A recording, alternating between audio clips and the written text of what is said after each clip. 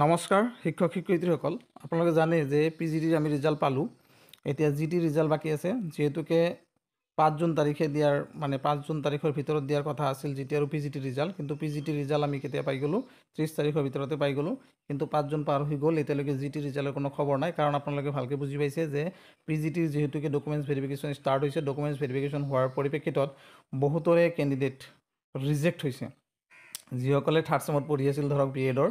বা ফ'ৰ্থ চেমত পঢ়ি আছিল তেওঁলোকৰ ৰিজাল্ট পাব্লিছ নহওঁতেই তেওঁলোকে অনুমান মতে নম্বৰ দি বহাই এপ্লাই কৰিলে বা তাৰপিছত আমাৰ অসম সাহিত্যভাৰ যিটো চাৰ্টিফিকেট সেই চাৰ্টিফিকেট দি এপ্লাই কৰিছিলে সেইসকলে চাৰ্টিফিকেট লাষ্ট মোমেণ্টত পালে মানে ৰিজাল্ট পাব্লিছ হোৱাৰ পিছত পালে বা টেট পৰীক্ষা হৈ যোৱাৰ পিছত পালে সেইকাৰণে সিহঁতৰ প্ৰাৰ্থিত্ব কেঞ্চেল কৰিলে আৰু কিছুমানৰ কিছুমানে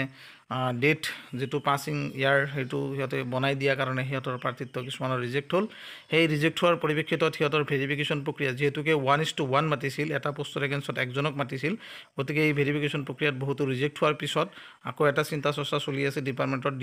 ডিএছিত যে ছেকেণ্ড লিষ্ট এটা দিব লাগিব কাৰণটো হ'ল যে ফাৰ্ষ্ট লিষ্টত যিহঁতৰ ৰিজেক্ট হ'ল সেইসকল কেণ্ডিডেটটো ইলিজিবল নহ'ল গতিকে ছেকেণ্ড লিষ্ট এটা দিব লাগিব গতিকে এই ছেকেণ্ড লিষ্টৰ দিয়াৰ এটা পৰিকল্পনা চলি আছে গতিকে ফাৰ্ষ্ট লিষ্টত যিহেতুকে ভেৰিফিকেশ্যন প্ৰক্ৰিয়া অনুষ্ঠিত হৈ গ'ল যিসকলৰ একচেপ্ট হ'ল তেওঁলোকে চাকৰি পাব আৰু যিসকলৰ একচেপ্ট নহ'ল সেইসকলে চাকৰি নাপায় মই ইয়াতে কিছুমান দুটা ফুটেজ দিছোঁ আপোনালোকে চাব এই প্ৰচেছখিনি এইকাৰণে হৈছে যে সিহঁতৰ ডকুমেণ্টছৰ খেলিমেলি আছিল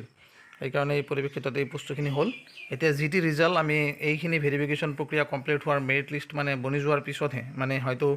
জুন মাহৰ লাষ্টত নহ'লে জুলাই মাহৰ ফাৰ্ষ্ট উইকত আপুনি বা আপোনালোকে জিটি ৰিজাল্ট পাব জিটি ৰিজাল্ট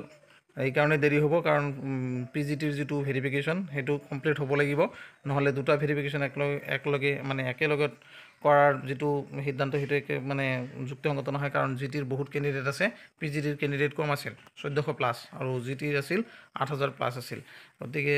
8000 মান আছিল গতিকে সেই পৰিপ্ৰেক্ষিতত মানে জিটিৰ ভেৰিফিকেশ্যনটো অলপ সময় লাগিব এইখিনি আছিল এই ভিডিঅ'টোত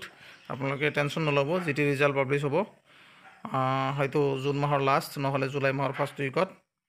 তাৰপিছত আমাৰ ভেৰিফিকেশ্যন প্ৰক্ৰিয়া চলি থাকিব এইখিনি আছিল এই ভিডিঅ'টোত ধন্যবাদ সকলোলৈকে